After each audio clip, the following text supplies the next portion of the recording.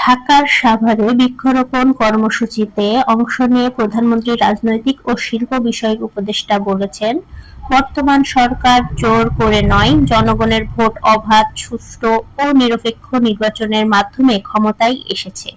মঙ্গলবার দুপুরে সাভারের এগ্রিকালচার অ্যাসোসিয়েশন অব বাংলাদেশের উদ্যোগে আয়োজিত পরিবেশ রক্ষা ও জলবায়ু সহনশীলতার জোরদারে বৃক্ষরোপণ কর্মসূচির উদ্বোধন ও চারা বিতরণ অনুষ্ঠানে প্রধান অতিথির বক্তব্যে তিনি একথা বলেন।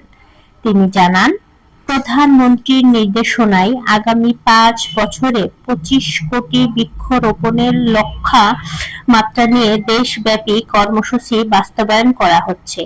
পরিবেশের ভারসাম্য রক্ষা, জলবায়ু পরিবর্তনের প্রভাব মোকাবেলা এবং ভবিষ্যৎ প্রজন্মের জন্য একটি সবুজ ও বাসযোগ্য বাংলাদেশ গড়ে তুলতেই এই উদ্যোগ নেওয়া হয়েছে বলে উল্লেখ করেন তিনি।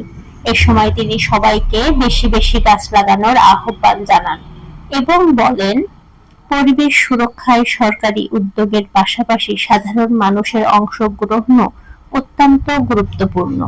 অনুষ্ঠান শেষে বিভিন্ন শ্রেণী পেশার মানুষের মাঝে ফলজ, বনজ ও ঔষধি গাছের চারা বিতরণ করা হয়। বার্তালাপ, আমি শামসুন্নাহার রুনা। কর্মসূচির সম্মানিত সভাপতি, আমাদের কৃষিবিদ অ্যাসোসিয়েশনের সভাপতি যারা আজকে এই অনুষ্ঠানে প্রধান অতিথি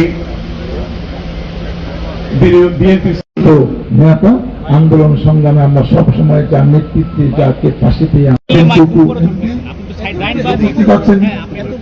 আমার ইসলাম বাবু উপস্থিত অন্যান্য আমন্ত্রিত অনেকে বলেছেন অতীতে কি হয়েছে, এই ধরনের কর্মসূচি হয়েছে। ফরিদপুর থেকে নির্বাচিত মাননীয় সংসদ সদস্য জাতীয়তাবাদী কৃষক দলের বিপ্লবী সাধারণ বৃক্ষরোপণ করবে।